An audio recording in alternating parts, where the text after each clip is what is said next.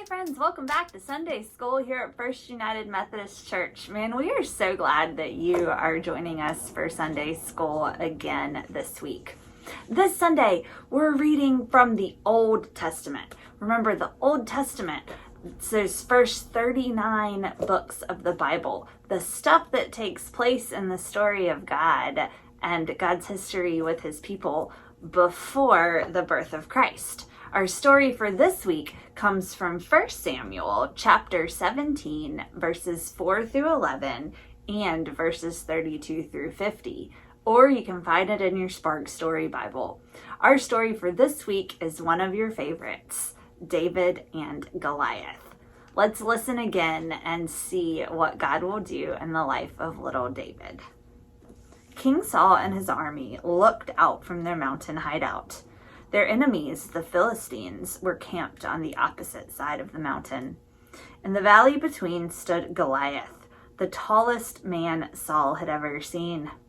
"Who will fight with me?" Goliath roared, waving his spear. "Who will face the mighty Goliath?" he shouted, lifting his sword.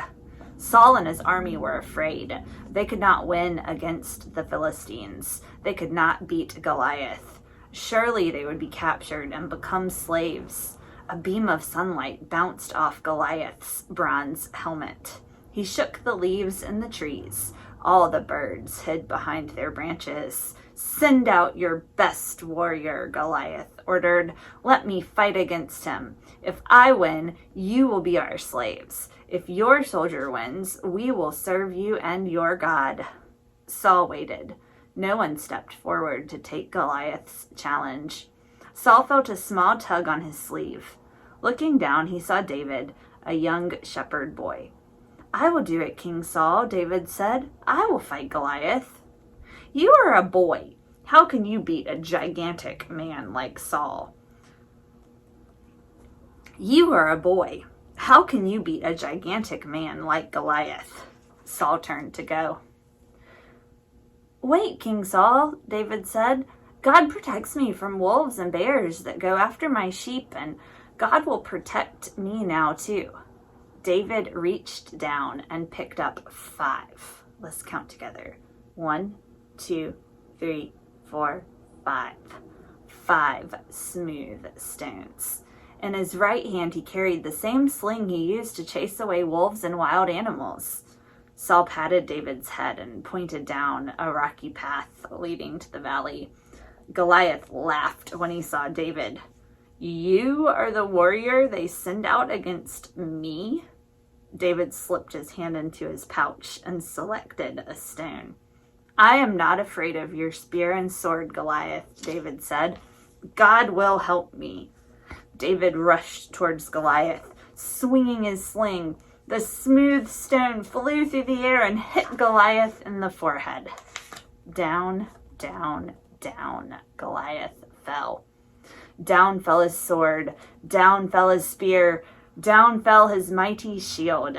David picked up Goliath's bronze helmet from the ground and held it high in the air. Saul and all his soldiers rose up with a shout. David, a small shepherd boy, had beaten the mighty Goliath.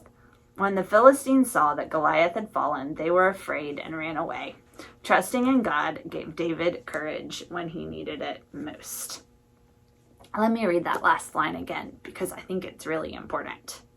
Trusting in God gave David courage when he needed it most. Guys, the same thing is true for us. Sometimes we're going to face giants, great big obstacles in our path that seem impossible. But when we trust in God, we can have courage. We don't have to be afraid because God is always with us and God will help us defeat our giants. That's our Bible point for today, that even little people can do big things for God because God works in all of us. Our memory verse is 1 Samuel 17:33. Saul said to David, "You are not able to go fight against this Philistine, for you are just a boy."